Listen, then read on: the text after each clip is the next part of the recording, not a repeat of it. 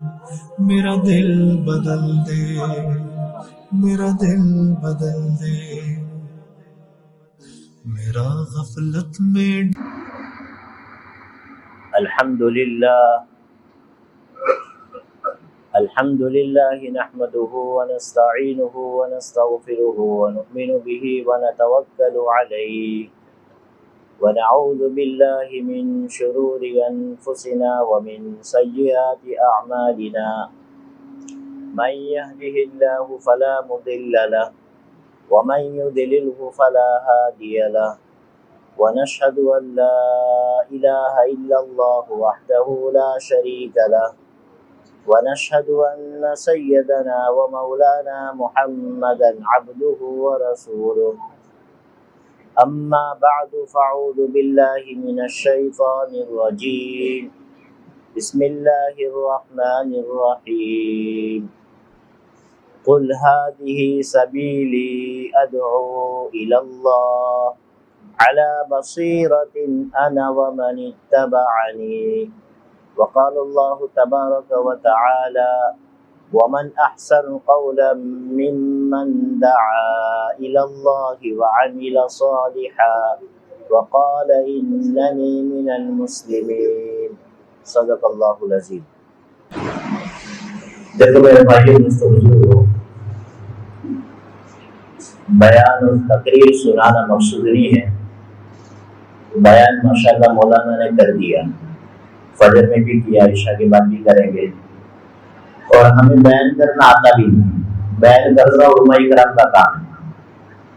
ہمیں اس وقت ایک مذاکرے کے لیے ہم بیٹھے ہیں، ہم مذاکرہ کرنا ہے کہ ہم کون ہیں اور اللہ نے ہمیں دنیا میں کیوں بھیجا ہے، اور ہمیں اس دنیا کے بعد کہاں جانا ہے، ہمارا پیدا ہونے کا مقصد کیا ہے۔ دیکھو اللہ کے نزدیک انسان کی بڑی ویلیو ہے، اللہ کے نزدیک انسان کی بڑی ویلیو ہے۔ اللہ نہیں چاہتے کہ میرا بندہ دنیا میں پریشان ہو، اس لیے کتابوں میں دنیا کی پیدائش کی جو ترتیب لکھی ہے، اس ترتیب سے بات یہ سمجھ میں آتی ہے کہ اللہ یہ چاہتے ہیں کہ دنیا کے اندر میرے بندوں کو راحت ملے۔ اس لیے کتابوں میں لکھا ہے کہ سنیچر کے دن، سنیچر میں سمجھتے ہیں، سنیچر کے دن اللہ پاک نے دنیا کے اندر زمین کو پیدا کیا۔ زمین کب پیدا ہوئی؟ سنیچر کے دن۔ اتوار کے دن اللہ پاک نے اس کے اوپر پہاڑ لگائے۔ پیر کے دن اللہ پاک نے درختوں کو پیدا کیا۔ منگل کے دن اللہ پاک نے رنج اور غم کو پیدا کیا۔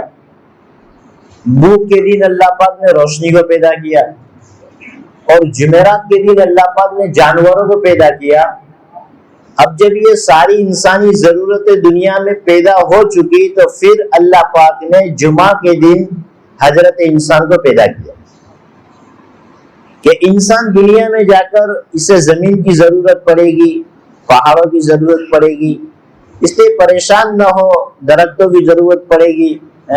تو اللہ نے اس کی دنیا میں آنے سے پہلے اس کی ضرورت کی ساری چیزیں دنیا میں پیدا کر دی۔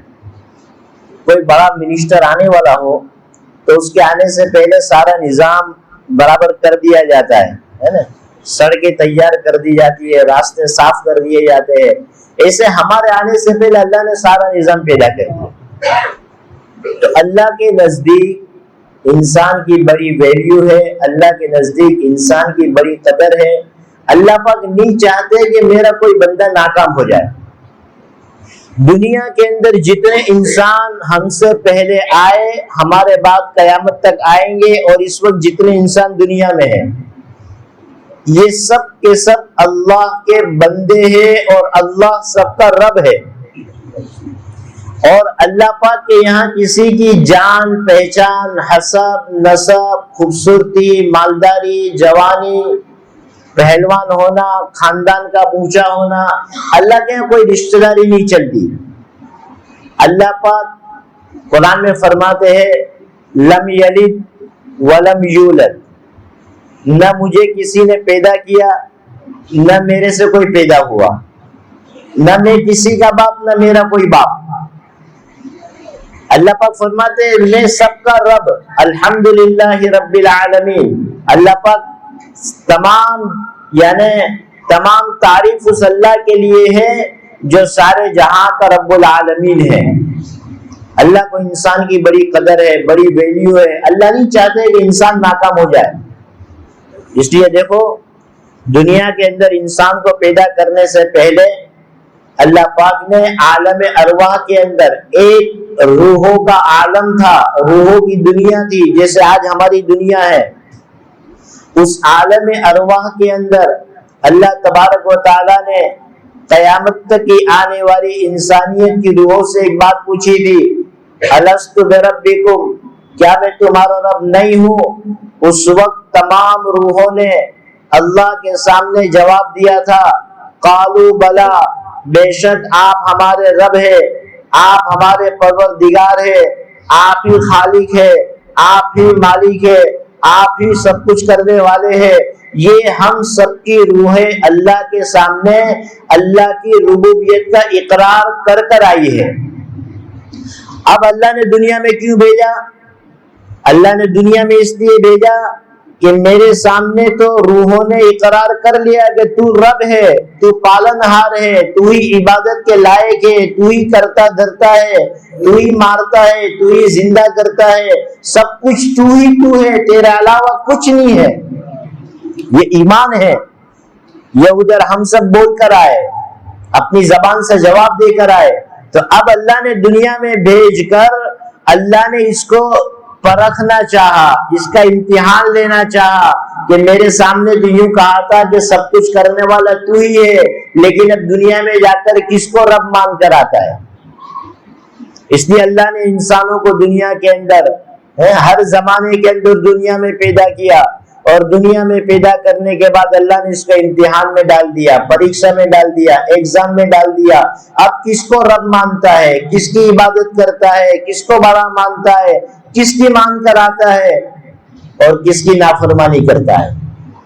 اسی لیے ہمارے نبی صلی اللہ علیہ وسلم فرماتے ہیں یہ دنیا جو ہے یہ ہمارے لیے امتحان کا گھر ہے, امتحان کی جگہ ہے, امتحان ہو رہا ہے. اب یہ تو ہم سب کا امتحان تھا کہ وہ وعدے کو ہم پورا کرتے نہیں کرتے. تو اللہ تبارک و تعالی نے ہمارے اوپر رحم کھایا کہ یہ میرے بندے, یہ میری بندیاں, یہ انسانیت دنیا میں جا کر مجھے نہ دیکھ کر, مجھے بھول کر کسی اور پر رب نہ مان لے اور ناکام نہ ہو جائے. اس لیے وہ وعدہ جو ہم اللہ کے سامنے کر کر آئے تھے اس وعدے کی یاد دہانی کرانے کے لیے اللہ پاک نے انسانوں کے ساتھ ساتھ دنیا کے اندر نبیوں کا سلسلہ جاری کر دیا. کم و بیش سوالات انبیاء کرام علیہ السلام کو اللہ تبارک و تعالی نے اس دنیا کے اندر انسانوں کو اپنا وعدہ یاد دہانی کرانے کے لیے بھیجا کہ جاؤ یہ دنیا میں جا کر اپنا وعدہ بھول نہ جائے, ان کو اپنا وعدہ یاد دلاؤ, اپنا پیدا ہونے کا مقصد یاد دلاؤ. تمام نبیوں نے دنیا میں آ کر ایک ہی دعوت دی ہے, یا ایھا الناس قولوا لا الہ الا اللہ تفلحوا, اے لوگو کلمہ پڑھ لو کامیاب ہو جاؤ گے. گویا وہ وعدے کی یاد دہانی کرائی کہ جس کا وعدہ اللہ کے سامنے کر کر آئے تھے نا اس کو رب مانو, تم دنیا آخرت میں کامیاب ہو جاؤ. اللہ کو اپنے بندے سے اتنا پیار, اتنی محبت کہ دنیا میں جا کر مجھے نہ دیکھ کر بھول کر ناکام ہو کر نہ آ جاوے. اس لیے وعدے کو یاد دہانے کے لیے اللہ پاک نے پیچھے سے جو ہے نبیوں کا سلسلہ جاری اور ساری فرما دیا. ایک بت پرست تھا, کتابوں میں لکھا ہے اللہ کو اپنے بندے سے کتنی محبت ہے. ایک بت پرست تھا, بت کہتے ہیں پتھر کے معبود کو جو پتھر سے بنایا جاتا ہے, ان کا بت ہوتا ہے. ایک بت پرست تھا, پتھر کی عبادت کرنے والا, پتھر کو رب ماننے والا. وہ 70 سال سے اپنے بت کے سامنے بیٹھ کر کہتا تھا یا صنم یا صنم یا صنم, اپنے بت کو پکارتا تھا. صنم عربی میں پتھر کو صنم کہتے ہیں. اپنے بت کو پکارتا تھا. ایک مرتبہ اس کی زبان سے غلطی سے یوں نکل گیا یا سمد, کیا نکل گیا؟ سمد کس کا نام ہے؟ اللہ الصمد. سمد اللہ کا نام ہے. اس کی زبان سے غلطی سے نکل گیا یا سمد. اس کی ایک مرتبہ غلطی سے سمد نکلنے پر اللہ تبارک و تعالیٰ نے آسمان سے 70 مرتبہ جواب میں فرمایا لبیک یا عبدی، لبیک یا عبدی، لبیک یا عبدی. میرے بندے میں حاضر ہوں، میرے بندے میں حاضر ہوں. فرشتوں نے کہا کہ اے اللہ، یہ 70 برس سے اپنے بت کو پکارتا تھا، بت نے ایک مرتبہ جواب نہیں دیا، ایک مرتبہ غلطی سے اس کی زبان پر سمجھ آ گیا، آپ نے 70 مرتبہ اس کا ویلکم کر دیا، اس کو جواب دے دیا، اس کو آؤ بھگت کر دیا. اللہ تبارک و تعالیٰ فرماتے ہیں کہ اے میرے فرشتوں، میں اس انتظار میں تھا کہ میرا بندہ کب مجھے پکارے اور میں اس کا جواب دوں. اگر اس کی پکار پر میں اس کا جواب نہ دیتا تو مجھ میں اور پتھر میں کیا فرق ہوتا. تو اللہ تبارک و تعالیٰ کو اپنے بندوں سے بڑا پیار ہے، بڑی محبت ہے. کتابوں میں ایک واقعہ لکھا ہے فضائل اعمال کے اندر، ایک بات لکھی ہے کہ ایک بادشاہ تھا. حضرت شیخ نے لکھا ہے، ہم تعلیم کے حلقوں میں بیٹھیں گے تو سنیں گے ہم.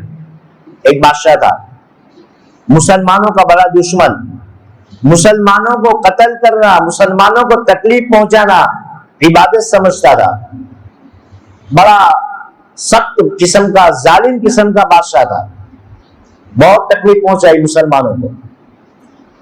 مسلمانوں نے ایک مرتبہ ارادہ کیا اگر یہ کسی طرح ہمارے ہاتھ میں آ جاوے اور یہ ہمیں ہاتھ لگ جاوے تو ہم اس کو ایسی سزا دیں گے کہ یہ بھی یاد کرے گا. اللہ کا کرنا، ایک موقع پر مسلمان کو غلبہ مل گیا اور مسلمانوں کے ہاتھ آ گیا.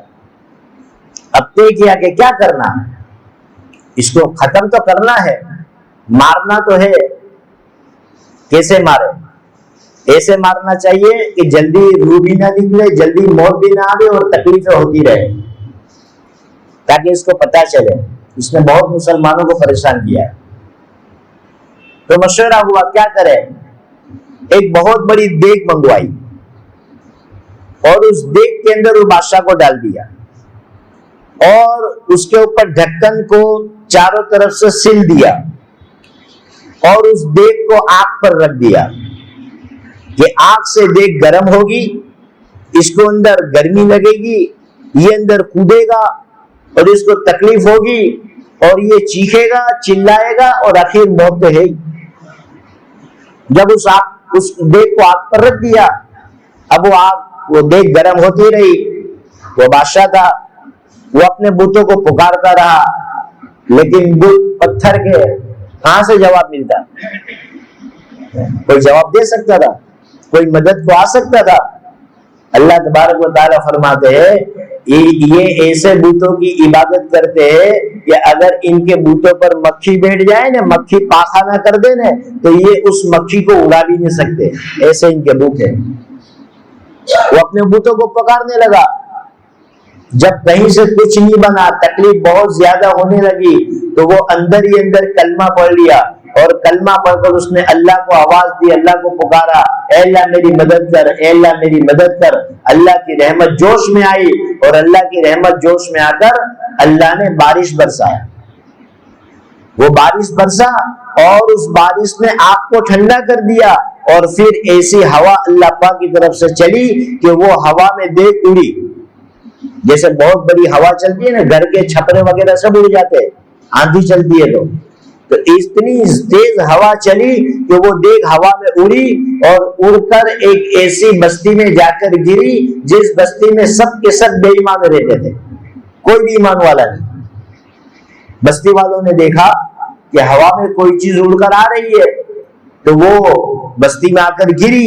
اتنی بڑی دیگ، تو مجمع جمع ہو گیا، پوری بستی کے لوگ جمع ہو گئے. اب یہ بادشاہ اندر دیگ کے اندر لا الہ الا اللہ، لا الہ الا اللہ، اللہ کو پکار رہا ہے، اللہ کی بول رہا ہے. انہوں نے جیسے ویسے کر کے اس کا ڈھکن کھولا اور کھول کر دیکھا تو اندر ایک آدمی ہے جو اللہ کو پکارتا ہے. پوچھا بھائی کیا بات ہے؟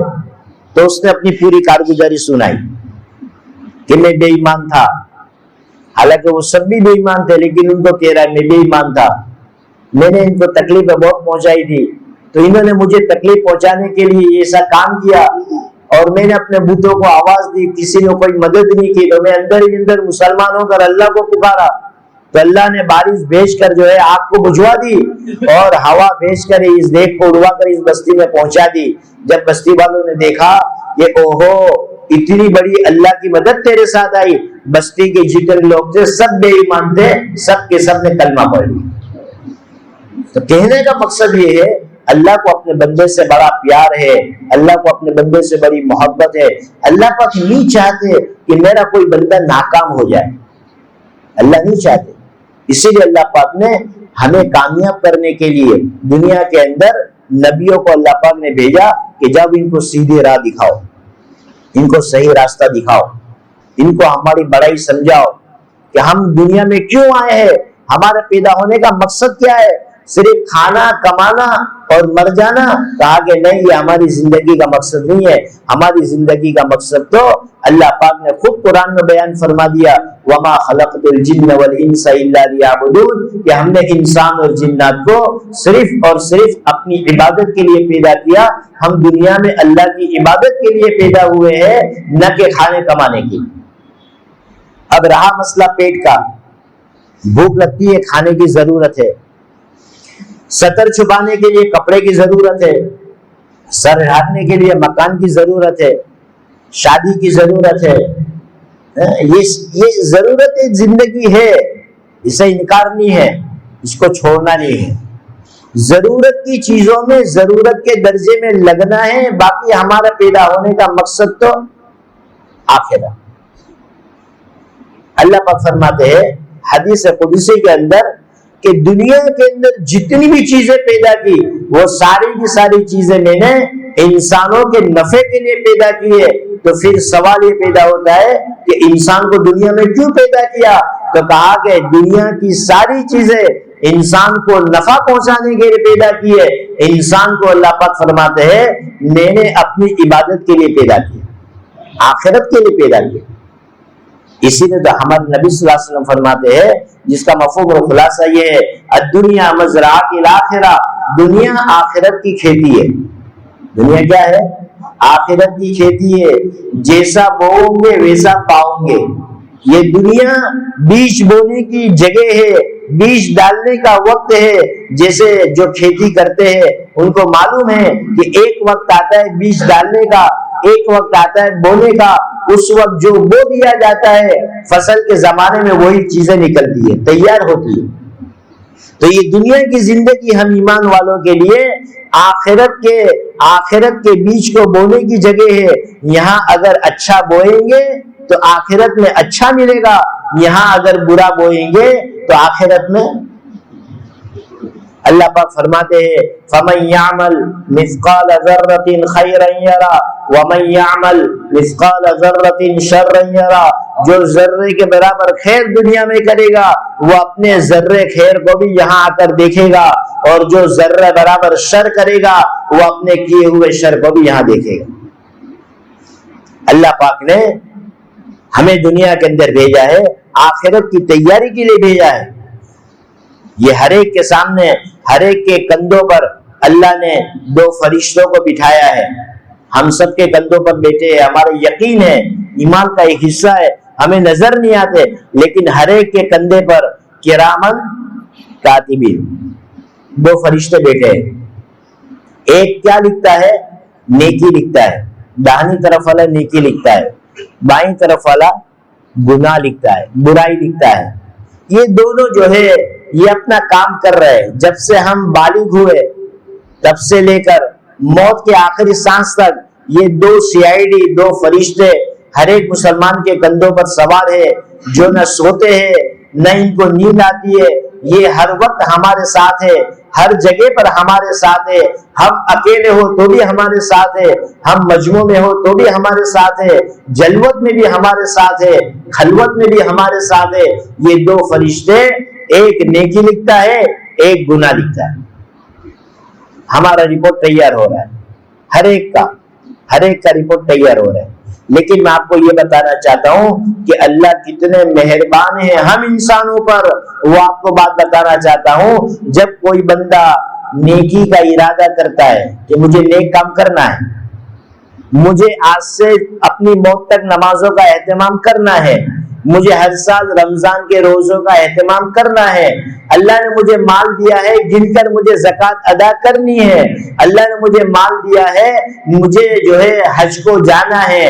کوئی بھی نیکی کی نیت کرتا ہے, ارادہ کرتا ہے, داہنی طرف والا فرشتہ جو نیکی لکھنے پر طے ہوا ہے وہ ہماری نیت پر فوراً نیکی لکھ لیتا ہے. ہم نیت کرتے ہیں کہ انشاءاللہ ہم اس سال آنے والے 2023 سال میں حج کو جائیں گے. ہم نے اگر ابھی نیت کی, اس نے فوراً ہماری نیکی لکھ لی کہ اس نے حج کی نیت کی. جب ہم حج کو جائیں گے تو یہ اس کا 10 گنا بڑھا کر ثواب لکھ لیں گے. ابھی نیت کی تو نیت کی نیکی لکھ لی. اب میں آپ کو اللہ کی رحیمی بتانا چاہتا ہوں. اگر کوئی بندہ نیت کرتا ہے کہ مجھے کل گناہ کرنا ہے, کیونکہ یہ فرشتہ جو ہے نا یہ کیا لکھتا ہے, گناہ لکھتا ہے. اگر کوئی بندہ نیت کرتا ہے مجھے گناہ کرنا ہے, تو اب یہ نیکی کی نیت کرنے پر یہ فوراً نیکی لکھ لیتا ہے. اب جب کوئی بندہ گناہ کی نیت کرتا ہے تو یہ بھی چاہتا ہے کہ میں فوراً گناہ لکھ لوں, لیکن چونکہ یہ امیر ہے, سیدھی طرف والا امیر ہے, اس کو پوچھتا ہے کیا کروں, اس نے گناہ کی نیت کی کر لو, تو یہ سیدھی طرف والا کہتا ہے ابھی تو نیت کی, گناہ کیا کدھر, ابھی کہاں کیا گناہ, کیا کہتا ہے ابھی گناہ کہاں کیا ہے, ابھی مت لکھ, ابھی گناہ کیا تو نیت کی ہے. نیکی کی نیت پر فوراً نیکی اور گناہ کی نیت پر اس کو لکھنے کے لیے منع کر رہا ہے. جب بندہ غفلت سے, اپنی نادانی سے اور اپنی جہالت سے جب بندہ گناہ کر لیتا ہے اور گناہ کرنے کے بعد یہ پوچھتا ہے امیر صاحب کو, امیر صاحب اس نے گناہ کر لیا لکھ لو, تو یہ امیر صاحب کہتا ہے ابھی رک جا, ابھی توبہ کر لے گا, ابھی پچھتاوا کر لے گا, ابھی اللہ کے سامنے ہاتھ اٹھا کر آنسو بہا لے گا, ابھی معافی مانگ لے گا. ٹھہر تھوڑی دیر, ٹھہر, جلدی کیوں کرتا ہے؟ 2 گھنٹے, 3 گھنٹے, 4 گھنٹے, 5 گھنٹے, 6 گھنٹے, 7 گھنٹے گناہ کے بعد ہو جاتے ہیں, توبہ نہیں ہوتی, استغفار نہیں ہوتا, اپنے گناہوں پر پچھتاوا نہیں ہوتا, اللہ سے معافی نہیں مانگتا.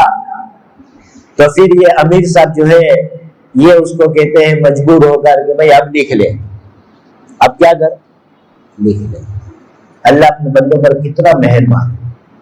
جب کل قیامت کے دن اللہ کے سامنے پیشی ہوگی تو یہ ہمارے بالغ ہونے سے لے کر ہماری موت تک کے جو اچھے کام کا رجسٹر, برے کام کے رجسٹر, یہ ہر ایک انسان کے سامنے اس کی کتاب کھول دی جائے گی. یہ تمہاری کتاب ہے, پوری زندگی کی کتاب ہے, کوئی بات چھپی ہوئی نہیں ہے.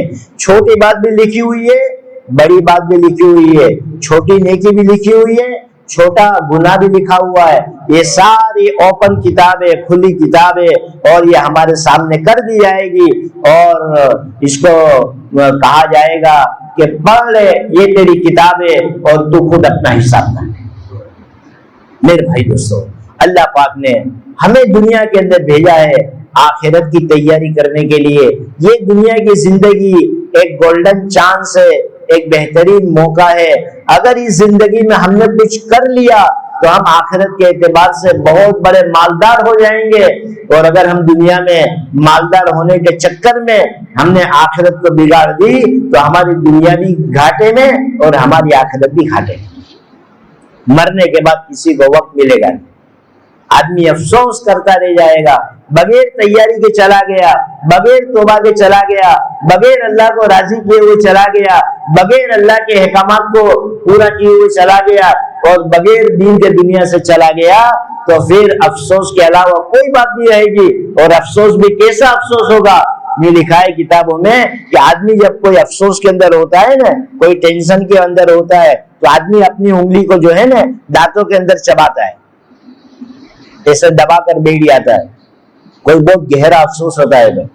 قیامت کے دن یہ اپنی پچھلی دنیاوی زندگی اگر اس نے اپنی مرضی کے مطابق گزار کر گیا ہے تو یہ افسوس کے اندر اپنے ہاتھ کو اپنے دانتوں کے اندر چبانا شروع کرے گا اور چباتے چباتے چباتے چباتے کوہنیوں سمیت پورا ہاتھ کھا جائے گا، اس کو پتہ بھی نہیں چلے گا میں کیا کر رہا ہوں۔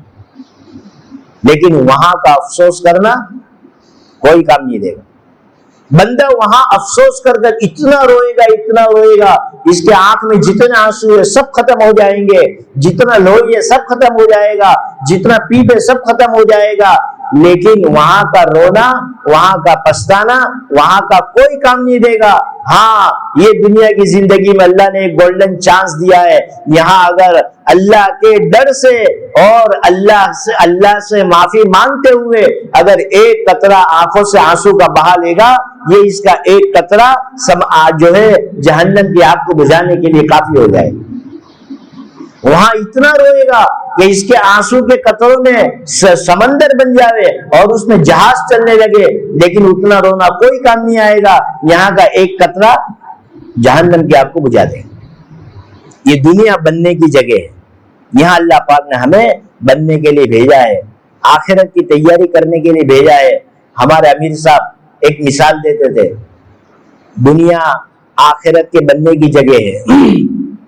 فرماتے تھے ماں کے پیٹ کے اندر بچے کا جسم بنتا ہے، کیا بنتا ہے؟ یہ آنکھ بنتی ہے، کان بنتے ہیں، زبان بنتی ہے، ہاتھ بنتے ہیں، پیر بنتے ہیں، گردے بنتے ہیں، دل بنتا ہے، دماغ بنتا ہے۔ پورے اعضاء کے بننے کی جگہ ماں کا پیٹ ہے۔ کیا ہے؟ ماں کا پیٹ اعضاء کے بننے کی جگہ ہے۔ وہاں سے اگر کوئی کسی اعضاء کو چھوڑ کر آوے، دنیا میں بن سکتا ہے؟ کوئی آدمی غلطی سے بغیر آنکھ کے آ گیا، اس کو کوئی آنکھ دے سکتا ہے؟ یہاں آنے کے بعد اگر آنکھ خراب ہو گئی تو اس کا تو علاج ہے، لیکن کوئی بغیر آنکھ کا پیدا ہو گیا تو ڈاکٹر کیا کہے گا؟ بھائی یہ تو پیدائش ہی اندھا ہے، اس کا کوئی علاج نہیں ہے۔ کوئی بغیر زبان کے آ گیا، کوئی بغیر ہاتھ کے آ گیا، کوئی بغیر پیر کے آ گیا، اس لیے کہ بننے کی جگہ ماں کا پیٹ تھی، وہاں نہیں بنا، تو اب دنیا میں اس کا کوئی بدل نہیں ہے۔ اسی طریقے سے آخرت کی بننے کی جگہ دنیا کا پیٹ ہے، آخرت کی بننے کی جگہ دنیا کا پیٹ ہے، اور آخرت میں کیا کام آئے گا؟ اِلَّا الَّذِينَ آمَنُوا وَعَمِلُوا الصَّالِحَاتِ، ایمان اور نیک عمل صالح جس کو پورا دین کہتے ہیں، یہ آخرت میں کام آئے گا۔ تو یہ بننے کی جگہ دنیا کا پیٹ ہے۔ اگر یہ دنیا کے پیٹ سے کوئی آدمی ایمان اور عمل صالح کو چھوڑ کر چلا گیا تو آخرت میں اس کو ایمان اور عمل صالح کوئی دے نہیں سکتا۔ جیسے ماں کے پیٹ سے اعضاء کے بغیر آیا، دنیا میں کوئی اعضاء دے نہیں سکتا، ایسے ایمان اور عمل کے بغیر دنیا سے چلا گیا۔ یہ بے ایمان لوگ جو ہے نا، بے ایمان، یہ قیامت کے دن اللہ سے کہیں گے اے اللہ ہم تجھے ساری دنیا بھر کر سونا دیتے ہیں، بلکہ اس سے ڈبل دیتے ہیں، تو ہمیں ایمان دے دے۔ اللہ پاک ایمان نہیں دیں گے، کیونکہ جہاں اس کے بننے کی جگہ تھی وہاں سے یہ لے کر نہیں گیا۔ تو میرے بھائی دوستو، یہ دنیا آخرت کے بننے کی جگہ ہے۔ یہاں ہمیں کیا بنانا ہے؟ ایمان کو بنانا ہے، اور 24 گھنٹے کے اعتبار سے جو ہمارے نبی صلی اللہ علیہ وسلم نے ہمیں جو دین بتایا، صبح اٹھنے سے لے کر رات سونے تک، سر کے بالوں سے لے کر پیر کے ناخن تک، پیدائش سے لے کر موت تک، جو کام جس طریقے سے کر ہمارے نبی نے ہمیں بتایا وہ پورا دین ہے۔ اس کے مطابق زندگی بنانا یہ دنیا میں ہمارے کرنے کا کام ہے۔ ہمارے دلوں کا یقین صحیح کرنا، کرنے دھرنے والی ذات ایک اللہ کی ہے، سچے دل سے اللہ کی ربوبیت کا اقرار کرنا، اللہ کو ایک ماننا، کرتا دھرتا ماننا، ہر کام میں اللہ کو اکیلا سمجھنا کہ اللہ کا کوئی پارٹنر نہیں ہے، اللہ کا کوئی شریک نہیں ہے۔ لا شریک لک، تیرا کوئی پارٹنر نہیں، تیرا کوئی شریک نہیں، سب کچھ اللہ کرتے، اکیلے کرتے، اپنی طاقت سے کرتے، اپنی قدرت سے کرتے۔ دیکھو اللہ کرتے وہ ہے جو اللہ نے دنیا کی ترتیب بنائی. ایک اللہ کی سنت ہے اور ایک اللہ کی قدرت ہے. اللہ کی قدرت تو یہ ہے کہ اللہ پاک سب کچھ کے بغیر سب کچھ کر سکتے ہیں، یہ اللہ کی قدرت ہے. جو چاہے جب چاہے وہ اللہ پاک آنن فانن بغیر کسی کی شرکت کے اکیلے تنے تنا کر سکتے ہیں، یہ اللہ کی قدرت ہے. لیکن کرتے وہ ہے جو اللہ کی سنت ہے، اللہ نے جو ترتیب بنائی. جیسے مثال کے طور پر اللہ پاک نے ترتیب بنائی کہ اگر تمہیں غلہ چاہیے، تمہیں سبزیاں چاہیے، تمہیں پھل فروٹ چاہیے، تو کیا کرو؟ زمین کو ہموار کرو، اس میں دانہ ڈالو. اس کی جو ترتیب ہے پانی پلانے کی اور زمین نرم کرنے کی، جو بھی اس ٹائم کے آدمی جانتے ہیں، کھاد ڈالنے کی جو بھی ترتیب ہے، وہ ترتیب سے تم کام کرو. ہم اپنی قدرت سے تم کو غلہ بھی دیں گے، تم کو اناج بھی دیں گے، سبزیاں بھی دیں گے، پھل فروٹ بھی دیں گے، سب دیں گے، تم کرو. لیکن اللہ پاک یہ دینے میں کھیتیوں کے محتاج نہیں ہے. اللہ پاک بغیر کھیتی کے، بغیر دانہ ڈالے، بغیر زمین کو نرم کیے ہوئے، بغیر درخت کو اگائے ہوئے اللہ سبزیاں، ترکاریاں، غلہ، فروٹ اللہ پاک دے سکتے ہیں. یہ اللہ پاک بڑی قدرت والے ہیں. اور اللہ نے بنی اسرائیل کو 40 سال تک پکے پکایا کھانا آسمان سے اتار کر کھلا کر بتایا کہ دیکھو میری قدرت تو یہ ہے کہ میں بغیر کسی اسباب کے میں کھلا سکتا ہوں، یہ میری قدرت ہے. لیکن میری ترتیب یہ ہے، عادت یہ ہے کہ تم پہلے یہ کرو. آدمی کو اولاد چاہیے، کیا چاہیے؟ اولاد چاہیے. تو اللہ کی عادت یہ ہے کہ اولاد چاہیے تو آدمی شادی کرے، نکاح کرے، میاں بیوی ملے، تو پھر اللہ پاک چاہیں گے تو اولاد دیں گے تو اللہ، یہ اللہ نے ترتیب بنائی ہے. لیکن اللہ کی قدرت کیا ہے کہ اللہ اولاد دینے میں شادی کے محتاج ہے. عیسیٰ علیہ السلام کو اللہ نے بغیر باپ کے پیدا کیا اور اپنی قدرت بتائی کہ دیکھو میں کتنی بڑی طاقت والا ہوں کہ میں نے بغیر باپ کے میری قدرت ظاہر کی کہ میں نے عیسیٰ علیہ السلام کو پیدا کیا. بغیر ماں باپ کے آدم علیہ السلام کو پیدا کر دیا، اپنی قدرت بتائی. قدرت میں میری طاقت تو یہ ہے، یہ میں کر سکتا ہوں، لیکن کروں گا وہ جو میں نے ترتیب بنائی، میری سنت ہے. ایسے ہی اللہ پاک ہر چیز کو ترتیب سے قائم کرتے ہیں. اور روزی کے بارے میں تو ترتیب ہم سب کی سمجھ میں آتی ہے کہ ماشاءاللہ روزی تو اللہ ہی دیتے ہیں. ہر مسلمان کہتا ہے روزی تو کون دیتا ہے؟ اللہ ہی دیتا ہے. تو پھر دکان پر کیوں جاتے؟ نوکری پر کیوں جاتے؟ کھیتی کیوں کرتے؟ آفس میں کیوں جاتے؟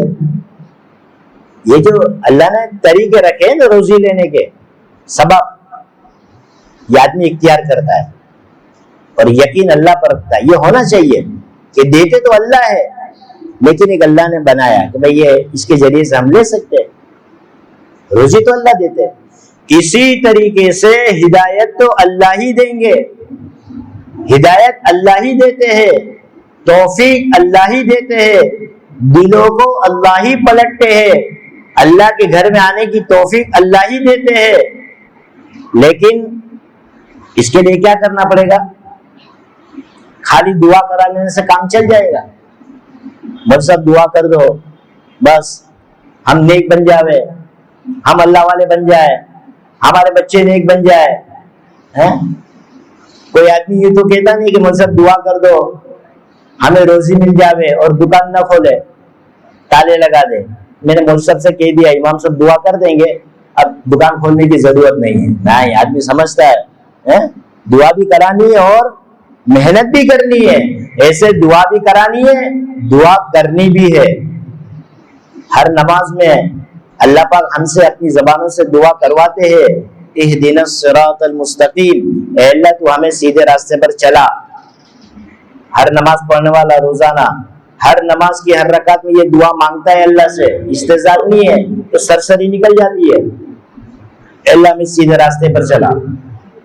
تو ہدایت اللہ دیں گے، توفیق اللہ دیں گے، لیکن ہمیں اللہ کو اپنی طلب بتانی پڑے گی اور ہمیں اپنی جو ہے محنت کے لیے اپنے قدم کو اٹھانا پڑے گا۔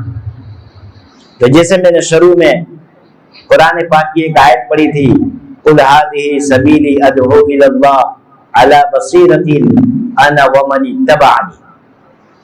اللہ پاک ہم امت مسلمہ کا پیدا ہونے کا مقصد بتا رہے ہیں کہ ہم نے تم کو دنیا میں پیدا کیا ہے اور ہم پیدا کر کر کیا چاہتے ہیں، اللہ ہم سے کیا چاہتے ہیں۔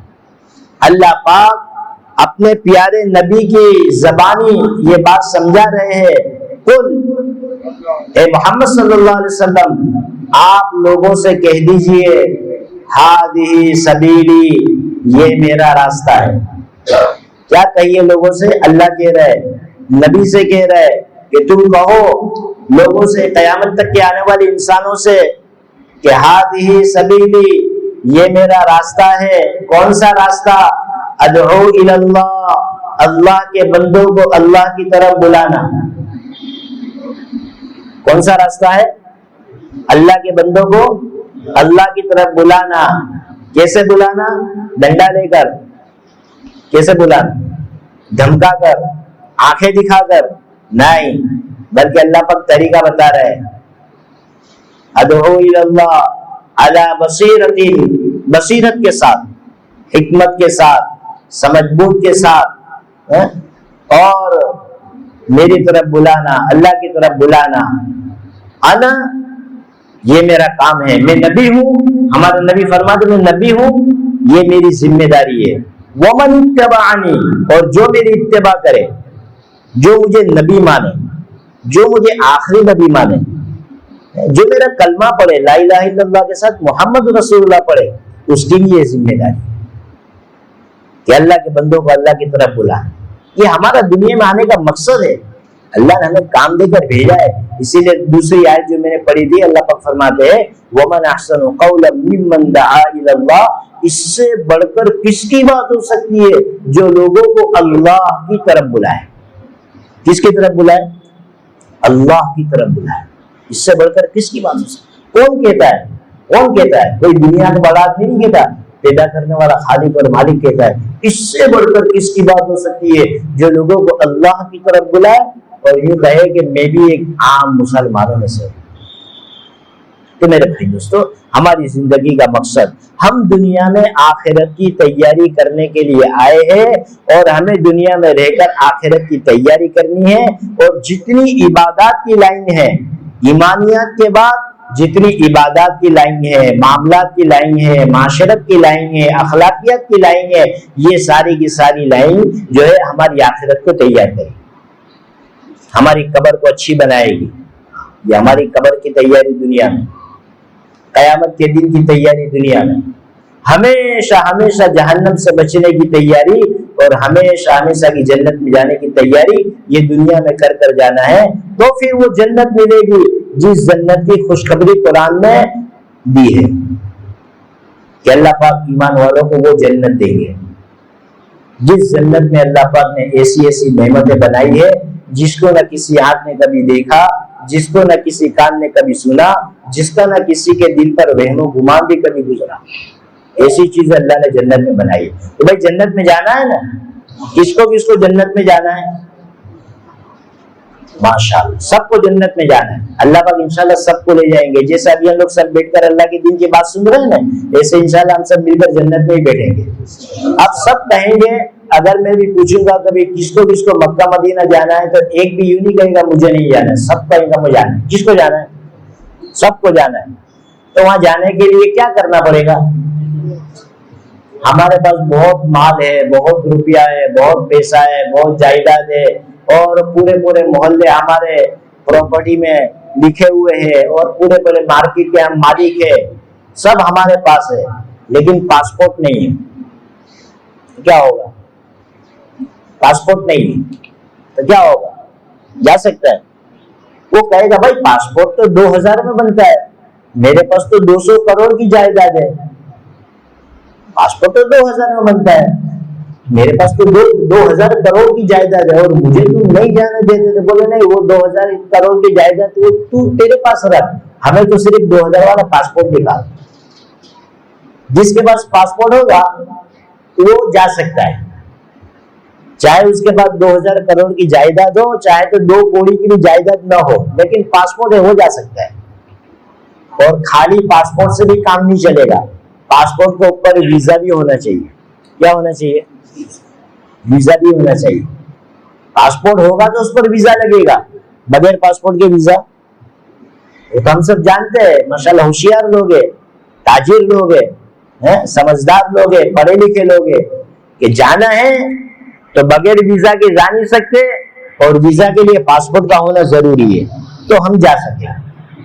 اسی طریقے سے ہم سب کو جنت میں جانا ہے, تو جنت میں جانے کا پاسپورٹ جو ہے نا وہ کیا ہے؟ ایمان. جنت میں جانے کا پاسپورٹ کیا ہے؟ کوئی آدمی مرنے کے بعد اللہ سے کہے کہ اللہ میں تو پوری دنیا کا مالک تھا. نمرود جو تھا, نمرود وہ پوری دنیا کا مالک تھا. نمرود پوری دنیا کا مالک تھا. وہ کہے اللہ میں تو پوری دنیا کا مالک تھا, پوری دنیا کا میں بادشاہ تھا, میں پوری دنیا لے کر آیا ہوں, مجھے جنت دے دے. جا سکے گا؟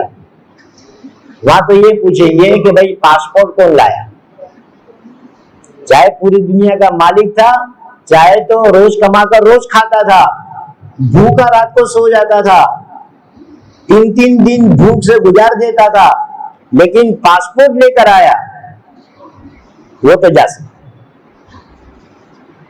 تو جیسے ویزا لگانے کے لیے پاسپورٹ کی ضرورت, اور پاسپورٹ ہوگا اس کا ویزا لگے گا, وہ جنت میں جا سکتا, ایسے ہی وہ جو ہے یعنی مکہ مدینہ جا سکتا ہے, دوسرے ملک میں جا سکتا ہے.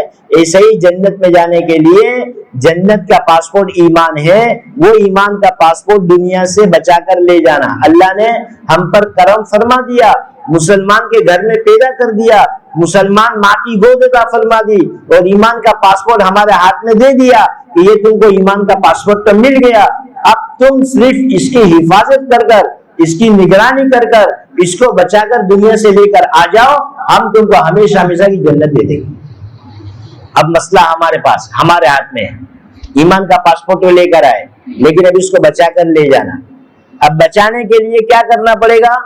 بچانے کے لیے وہ کہتے ہیں نا ویزا لگانا پڑے گا. یہ جتنے بھی اعمال ہیں نا, کرنے کے کام, اللہ نے جو کرنے کے کاموں کا حکم دیا, نماز پڑھو, روزہ رکھو, حج کرو مال دیا ہے تو, زکات دو مالدار بنایا ہے تو, ہمیں یاد کرو جتنے بھی کرنے کے کام ہیں اور جتنے بھی بچنے کے کام ہیں, جس سے منع کیا یہ مت کرو, یہ مت کرو, شراب نہ پیو, سود مت کھاؤ, جھوٹ مت بولو, زنا مت کرو, چوری مت کرو, آپس میں لڑائی جھگڑے مت کرو, غیبت مت کرو.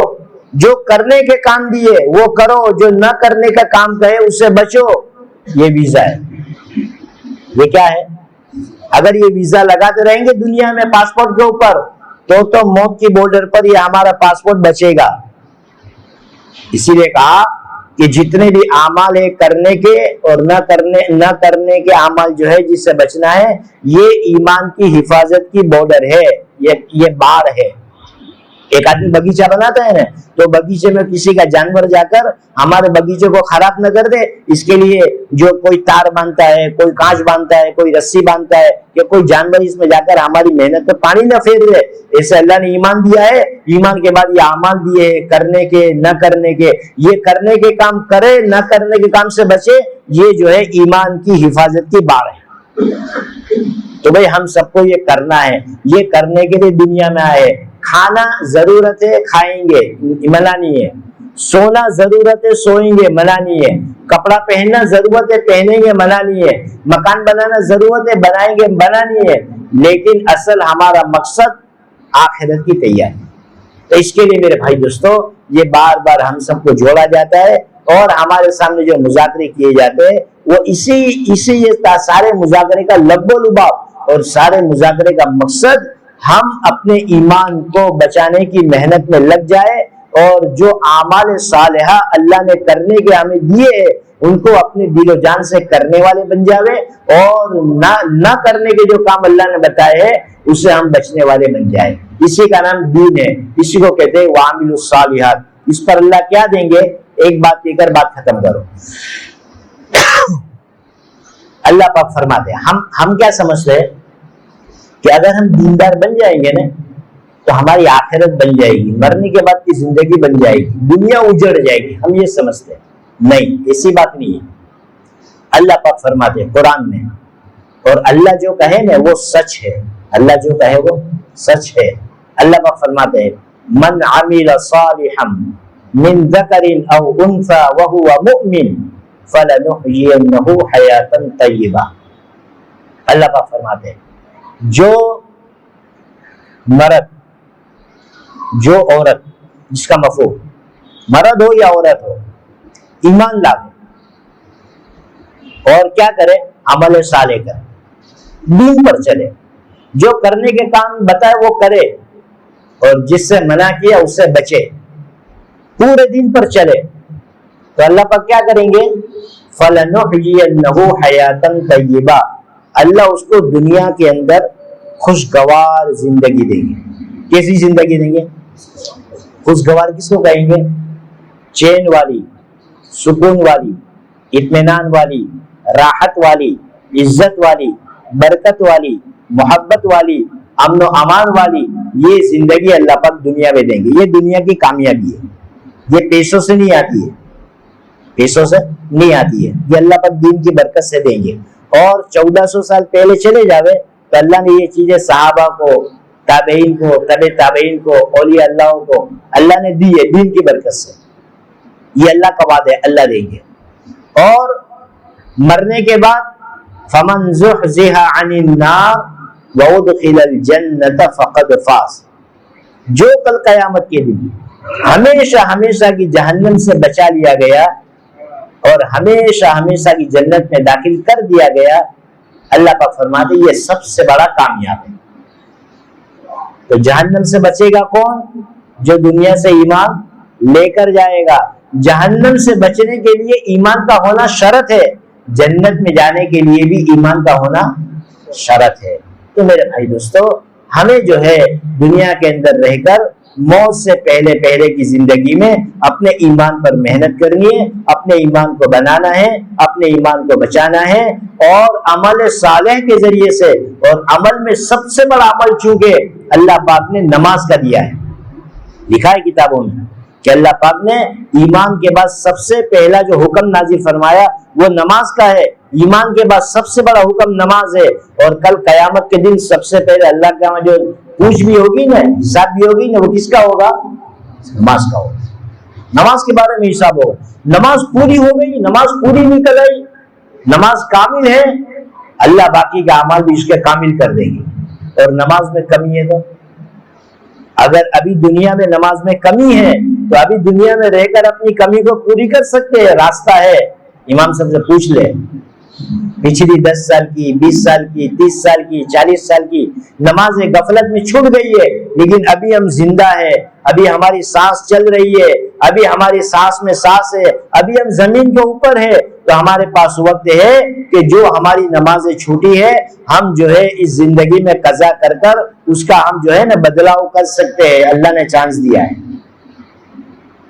آخرت میں سب سے پہلے نماز کا حساب ہوگا, نماز پوری, باقی اعمال پوری.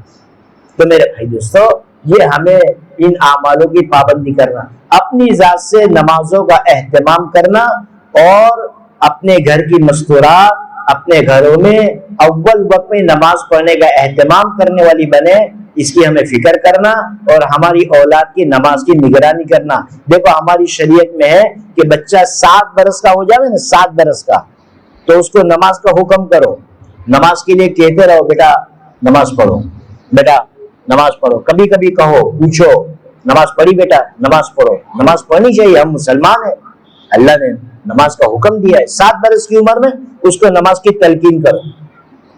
10 برس کی عمر ہو گئی, 3 سال میں اس نے نماز قائم نہیں کی, تو اب ہمیں حکم ہے, چونکہ ہم باپ ہیں, اب ہمیں حکم ہے کہ نماز نہ پڑھنے پر تھوڑا تنبیہ کرو, اس کو تھوڑی ٹپلی مارو, تھوڑی سزا دو کہ بیٹا نماز نہیں پڑھیں گے کھانا نہیں ملے گا, نماز تو پڑھنی پڑے گی. اگر ہم نے بچپن سے 7 برس کی عمر سے نماز کا حکم کیا, 10 برس کی عمر میں نماز نہیں پڑھنے پر ہم نے تھوڑی تنبیہ کی, اللہ کی جانب سے امید ہے نماز فرض تو ہوگی بالغ ہونے کے بعد, وہاں تک یہ نماز کا پابند ہو جائے, پھر اس کی ایک بھی نماز باقی نہیں رہے گی. جب نماز پوری ہوگی تو دوسرے عمل بھی پورے ہو جائے, ہے نا. تو ہمیں نمازوں کا اہتمام کرنا ہے, کریں گے انشاءاللہ. بچوں کو نمازوں کا اہتمام کرانا ہے, یہی ہماری سب سے بڑی پہچان ہے. ہمارے نبی صلی اللہ علیہ وسلم فرماتے ہیں مسلمان اور کافر ان دونوں کے درمیان میں فرق کرنے والی اگر کوئی چیز ہے تو کیا ہے؟ نماز. دونوں کے درمیان میں فرق کرنے والی چیز نماز ہے. مسلمان نماز پڑھے گا, کافر نماز نہیں پڑھے گا. اگر مسلمان ہو کر مسلمان بھی نماز نہ پڑھے تو دونوں میں فرق کوئی نہیں. دونوں کی آنکھیں, دونوں کی زبان, دونوں کے ہاتھ, دونوں کے پیر, دونوں کو کھڑا کر دو آجو باجو میں, کوئی فرق نہیں ہے سر سے پیر تک. فرق کیا ہے؟ یہ مسلمان ہے یہ نماز پڑھتا ہے, یہ مسلمان نہیں ہے یہ نماز نہیں پڑھتا, یہ فرق ہے. اگر یہ مسلمان بھی نماز نہیں پڑھے گا دونوں برابر. تو ہمیں اس کا اہتمام کریں گے انشاءاللہ. اللہ پاک ہم سب کو صحیح معنوں میں عمل کرنے کی توفیق عطا فرمائے. کتنے کے ساتھ 10 منٹ باقی ہے, ٹھیک ہے. مغرب بعد کوئی پروگرام ہے؟ عشاء کے بعد, ٹھیک ہے. عشاء کے بعد بھی انشاءاللہ مولانا کا بیان ہوگا, ساتھی اس کی فکر کریں.